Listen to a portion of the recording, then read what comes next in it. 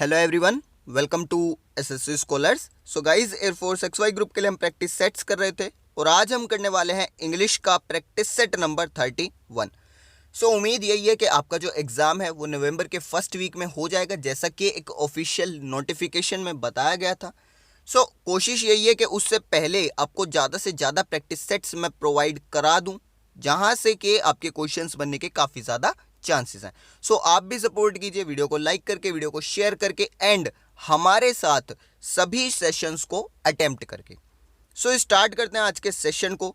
Direction 1 to 3 है, choose the most appropriate response for each question. Number 1 is vacillate is a synonym of. Vacillate का synonym बताना है, तो इसका मतलब होता है डगमगाना, और डगमगाने के लिए हम एक इंग्लिश वर्ड वेवर का भी यूज करते हैं। सो वैसिलेट का सिनोनिम क्या हो गया? वेवर, क्योंकि दोनों का मतलब है डगमगाना।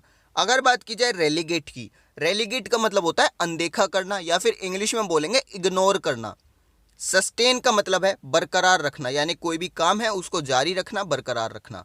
चेस्टाइज का मतलब है आलोचना करना, निंदा करना। Then number 2 is the word anticipate means. Anticipate का मतलब बताना है, तो इसका मतलब होता है पूर्वानुमान लगाना, यानी कि कोई भी चीज़ होने वाली है, ठीक है, कोई भी घटना घटने वाली है, आप उसके घटने से पहले अनुमान लगा लेते हैं कि हाँ ऐसा होने वाला है। यानी कि आप क्या कर लेते हैं, आप प्री सपोज कर लेते हैं। कोई भी चीज़ होने वाली है तो आप पहले से ही सपोज कर लेते हैं, पहले से ही अनुमान लगा लेते हैं कि ये चीज़ जो है होने वाली है, कैसी होने वाली है। सो एंटिसिपेट का मतलब क्या हो गया? Pre suppose. अगर बात की जाए यहाँ पर डाउट की, तो डाउट का मतलब आप सभी जानते हैं, ठीक है, क्या होता है। बात करते हैं यहाँ पर कंटेम्पलेट की। कंटेम्पलेट का मतलब होता है विचार करना।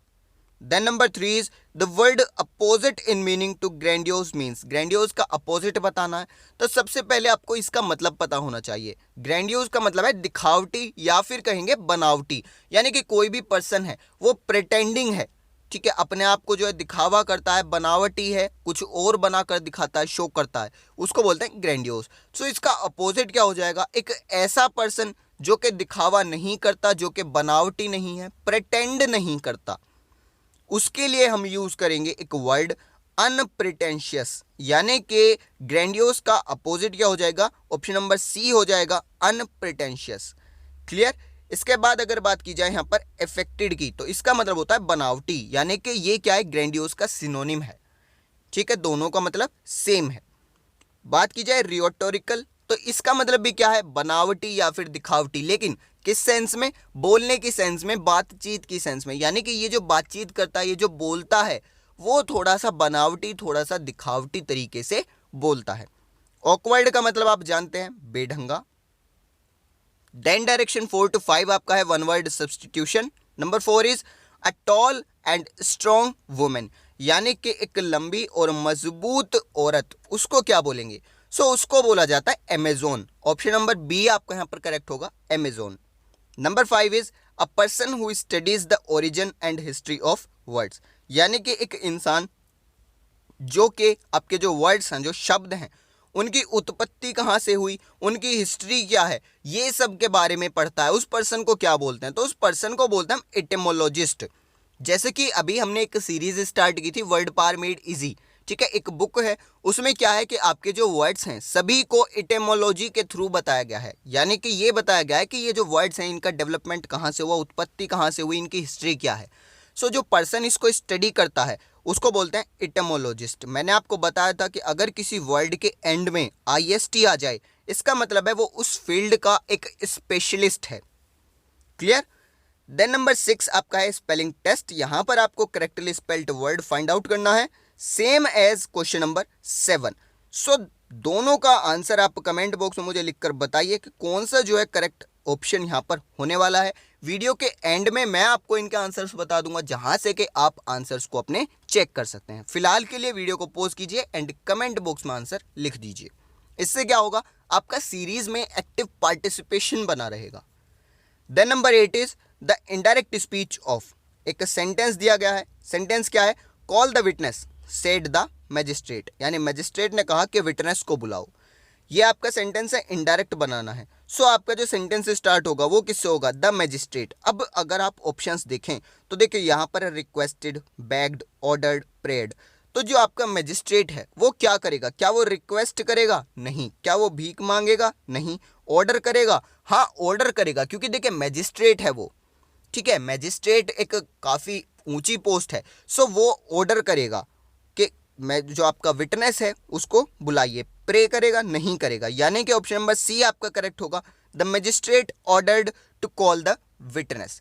ठीक है, यहां पर आप याद रखिए, ध्यान दीजिएगा कि कोई भी जो आपकी पोस्ट वगैरह दे रखी है उसके अकॉर्डिंग आपको लगाना होगा। अगर यहां पर प्लीज वगैरह आता तो रिक्वेस्टेड हो जाता। अगर यहां पर जो है थोड़ी सी आपसे जो है एक तरीके से बेगिंग की जाती तो यहां पर आता बेग्ड। ठीक है, कोई विश वगैरह की जाती कि I wish you live long, तो उस तरीके से यहां पर प्रेड हो जाता। देन नंबर 9 आपका है, what does the phrase a feather in my cap mean? तो ये एक फ्रेज है, अ फेदर इन माई कैप। इसका मतलब क्या है? एन अचीवमेंट, यानी कि आपने कोई जो है अचीवमेंट प्राप्त कर ली है, ठीक है, उसको बोलते हैं a feather in my cap. Then direction 10 to 13 आपका है sentence improvement. Number 10 is he speaks not only English but Hindi as well. यहां पर मिस्टेक क्या है? यहां पर आपकी मिस्टेक निकलेगी कंजक्शंस के थ्रू।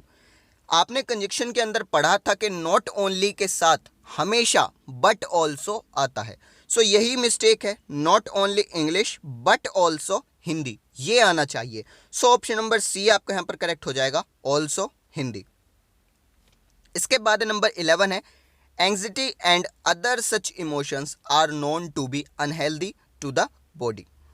अब यहां पर आपको इंप्रूवमेंट करना है अनहेल्दी का, तो अनहेल्दी की जगह यहां पर आ जाएगा आपका डेट्रीमेंटल, क्योंकि डेट्रीमेंटल टू इसका मतलब होता है हानिकारक।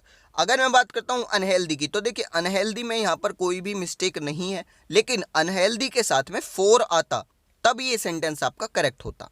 यहां पर जो टू लगा हुआ है इसकी वजह से यहां पर हमें लगाना पड़ रहा है डेट्रीमेंटल। क्लियर? अनहेल्दी हो गया आपका, डेंजरस हो गया, डैमेजिंग हो गया, तो इन सभी वर्ड्स के साथ में आपका जो है फोर आना चाहिए था, तब आपका सेंटेंस करेक्ट होता। इसके बाद नंबर 12 है, I don't understand why did you not call me last night. तो देखिए जो आपका सेंटेंस है ये एक सिंपल सेंटेंस है, ठीक है, आपका इंटेरोगेटिव सेंटेंस नहीं है।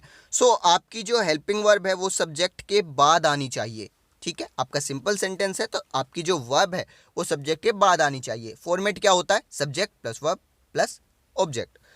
सो आपको यही करेक्ट करना है। यहां पर आपका जो है ऑप्शन नंबर बी करेक्ट होने वाला है, why you didn't call.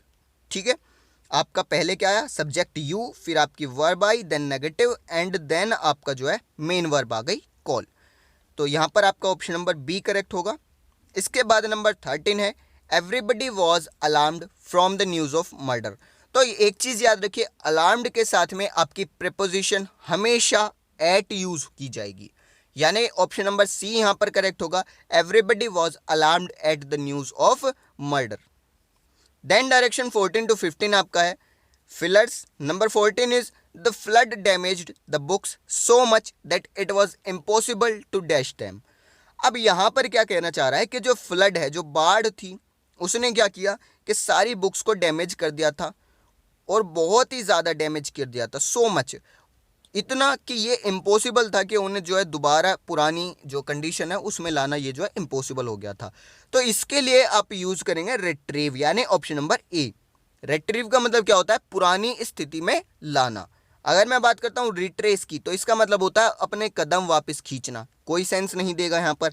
Retract का मतलब होता है अपनी बात से मुकर जाना, ये भी कोई सेंस यहाँ पर नहीं देगा। रिट्रीट का मतलब होता है अपने स्थान से वापस आना।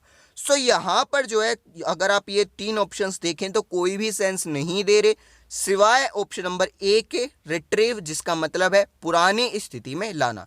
यानी कि जो बाढ़ थी उसने बुक्स को इतना ज़्यादा डैमेज कर दिया था कि उन्हें अपनी दोबारा जो अपनी पुरानी कंडीशन थी उसमें लाना इम्पॉसिबल हो गया था।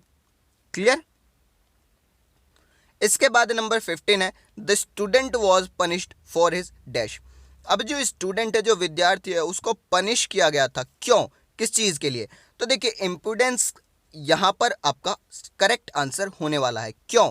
क्योंकि इम्प्रूडेंस का मतलब होता है उद्दंडता, ठीक है। तो जो स्टूडेंट है, जो विद्यार्थी है, उसको उद्दंडता दिखाने के लिए जो है पनिश किया गया है, उसको पनिशमेंट मिली है। अगर मैं बात करता हूँ प्रूडेंस की, तो इसका मतलब होता है बुद्धिमानी। तो क्या बुद्धिमानी के लिए कभी किसी को पनिशमेंट दी जाती है? नहीं दी जाती। सो ये जो वर्ड है आपका सेंस नहीं देगा। अगर बात की जाती है मोडेस्टी, मोडेस्टी का मतलब होता है नम्रता। सो नम्रता के लिए भी पनिशमेंट नहीं दी जा सकती। क्लीमेंसी का मतलब है क्षमादान। ठीक है, किसी भी पर्सन को आप क्षमा कर रहे हैं, उसको जो फॉरगिव कर रहे हैं, माफ कर रहे हैं। सो यहाँ पर कोई भी वर्ड आपका सेंस नहीं दे रहा सिवाय इम्प्रूडेंस के, जिसका मतलब है उद्दंडता। देन डायरेक्शन 16 to 17 आपका है active passive transformation. Number 16 is can you see the sun in the sky. तो ये एक इंटेरोगेटिव सेंटेंस है, और क्योंकि एक हेल्पिंग वर्ब से स्टार्ट हो रहा है तो आपका जो पैसिव है वो भी सेम इसी वर्ड से स्टार्ट होगा, टेंस चेंज नहीं होती। सो अब आप ऑप्शंस पर आइए। यहाँ पर अगर आप देखें तो देखिए यहाँ पर क्या हो रहा है आपका 16 में, जो ऑप्शन नंबर ए है ये आपका करेक्ट हो सकता है, बी आपका करेक्ट हो सकता है, बट सी करेक्ट नहीं हो सकता, क्योंकि यहाँ पर हम बात कर रहे हैं सन की और ये बात करने लगे मून की। तो इन्होंने तो जो है हमारा स्ट्रक्चर ही चेंज कर दिया, सन की जगह मून कर दिया। सो सी गलत हो गया, उसी तरीके से डी भी गलत हो गया। अब आपको चेक करना है ए और बी के अंदर के कौन सा जो है आपका सही होगा। अगर आप ए ऑप्शन देखें तो यहाँ पर है can the sun in the sky be seen by you. तो जितने भी वर्ड्स आपके एक्टिव में है सभी का यूज किया गया है, टेंस बिल्कुल करेक्ट है। स्टार्टिंग में जो आपका कैन है ये बिल्कुल करेक्ट है, इंटेरोगेटिव सेंटेंस बन रहा है बिल्कुल करेक्ट। ऑप्शन नंबर ए आपका करेक्ट होगा, यही आपका आंसर होगा। अगर मैं बात करता हूँ बी ऑप्शन की, तो यहाँ पर है can the sun be seen by you. तो यहाँ पर देखिए, यहाँ पर ये जो आपका एक फ्रेज है, एक पार्ट है इन द स्काई, ये इन्होंने गायब कर दिया। सो इस वजह से बी पार्ट आपका गलत है। देन नंबर 17 है they declared him the best graduate. यहाँ पर आपका जो सेंटेंस है ये आपका है सिंपल पास्ट का। सो आपका पैसिव भी सिंपल पास्ट का बनने वाला है। अब यहाँ पर ऑब्जेक्ट क्या है? ऑब्जेक्ट है यहाँ पर आपका हिम। सो जो आपके सेंटेंस स्टार्ट होगा वो होगा ही से, और सिंपल पास्ट है सो ही के बाद क्या आएगा? वॉज आएगा। क्लियर? तो यहाँ पर इज आया हुआ है, ऑप्शन नंबर ए गलत हो गया, बी आपका आंसर हो सकता है, सी गलत हो गया क्योंकि हैज बीन, डी गलत हो गया क्योंकि had been. So option number B सिर्फ और सिर्फ आपका करेक्ट आंसर होगा, क्योंकि ऑप्शन नंबर ए आपका प्रेजेंट का बना दिया, सी आपका प्रेजेंट परफेक्ट का बना दिया, और डी आपका पास्ट परफेक्ट का बना दिया। सो सभी में टेंसेस चेंज कर दिए हैं, इस वजह से सभी ऑप्शंस गलत हैं सिवाय ऑप्शन नंबर बी के। Then number 18 is give the feminine of the given word. एक वर्ड दिया गया है, इसका स्त्रीलिंग बनाना है, फेमिनाइन बनाना है। बहुत ही इंटरेस्टिंग है। देखिए वर्ड आपका है जैक एस। जैक एस का मतलब होता है गधा। अब गधे का जो आपका स्त्रीलिंग है, जो फेमिनाइन है, वो है गधी। अब गधी के लिए आप इंग्लिश वर्ड कौन सा यूज करने वाले हैं? तो वो है आपका jenny ass. Option number B आपका करेक्ट होगा, jenny ass. Clear? Jack ass यानी गधा, जेनी एस यानी के गधी। देन डायरेक्शन 19 to 20 आपका है error spotting. Number 19 is the media play a wider role in popularising a brand. तो यानी कि जो मीडिया है वो जो है बहुत ही ज़्यादा एक इम्पोर्टेंट रोल प्ले करती है किस चीज़ में? कोई भी ब्रांड है उसको पॉपुलर करने में, उसको जो है प्रख्यात करने में। सो यहाँ पर आप देखेंगे जो आपका सेंटेंस का जो सब्जेक्ट है वो है द मीडिया। अब ये सिंगुलर है या प्लूरल है? तो ये एक सिंगुलर सब्जेक्ट है। सो इसके साथ आपकी वर्ब जो आ रही है वो भी सिंगुलर आनी चाहिए। सो यहाँ पर जो आपका प्ले आया है इसकी जगह क्या आएगा? वर्ब की फर्स्ट फॉर्म प्लस एस या फिर ई एस। सो प्ले की जगह प्लेज यहाँ पर हो जाएगा। ऑप्शन नंबर ए आपका करेक्ट होगा क्योंकि ए पार्ट में आपका एरर है। Then number 20 is professor Lal teaches both history as well as literature each semester. तो यानी कि जो प्रोफेसर लाल हैं वो हिस्ट्री भी पढ़ाते हैं और लिटरेचर भी पढ़ाते हैं हर सेमेस्टर को। ठीक है, हर सेमेस्टर में। यहाँ पर आप देखेंगे एक कंजक्शन का रूल जो है यहाँ पर लग रहा है कि यहाँ पर आया बोथ। तो बोथ के साथ में कभी भी एज वेल एज नहीं आता, बोथ के साथ में आता है एंड। यानी कि आपका सेंटेंस क्या होना चाहिए? Professor Lal teaches both history and literature, यानी कि दोनों को पढ़ाते हैं, हिस्ट्री को और लिटरेचर को। तो यहाँ पर आप याद रखिए एज वेल एज नहीं आएगा, बोथ के साथ में किसका कॉम्बिनेशन है? एंड का। सो एंड यहाँ पर आने वाला है। बी पार्ट में एरर है, ऑप्शन नंबर बी आपका करेक्ट हो गया। सो ये था आपका आज का प्रैक्टिस सेट। आई होप सभी क्वेश्चंस आपको समझ आए होंगे। फिर भी अगर कोई डाउट बचता है then comment box is yours. अब बात आती है आपके क्वेश्चन नंबर 6 की एंड 7 की, जो कि स्पेलिंग टेस्ट से थे। सो 6 का हो जाएगा option number A auxiliary, 7th का हो जाएगा ऑप्शन नंबर सी। अब 7th में जो आपका वर्ड था वो था आपका सैंक्टिमोनियस, जिसका मतलब होता है पवित्र। क्लियर? सो ये था आज का सेशन। आई होप सभी क्वेश्चंस आपको समझ आए होंगे। आज के सेशन में इतने रखते हैं। Thank you.